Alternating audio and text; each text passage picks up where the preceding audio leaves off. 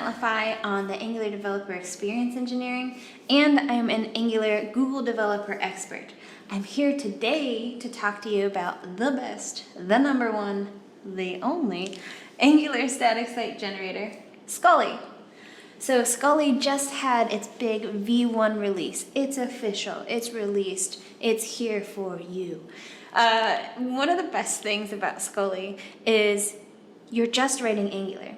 So if you want to be able to use markdown files and use pre-rendering for your application and you're already using Angular, you can continue to write in Angular by using Scully to pre-render your application. Scully even makes use of Angular schematics to help you make that process even smoother and build out your site even faster. Scully also has a flexible and extensible plugin system.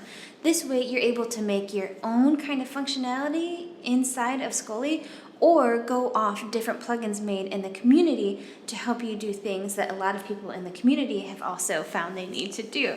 There are different ones like Minify HTML and Lazy Images and sitemap plugins to really help you jumpstart your application and your Angular projects and bring them into the Jamstack. If Scully is a new concept to you and you were very excited to bring your Angular application into the Jamstack, there's actually a great free webinar on Thinkster given to you by the co-creator of Scully, Aaron Frost. And you can check it out at this link here.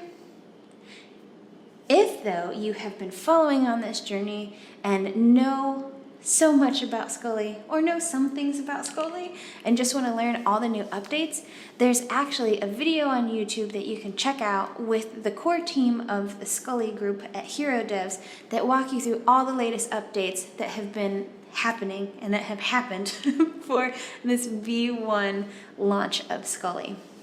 As always, I'm here to answer any questions. You can find me at tzmanics on Twitter, and I am still trying to make Jamgular happen. So thanks for joining me on this Scully update.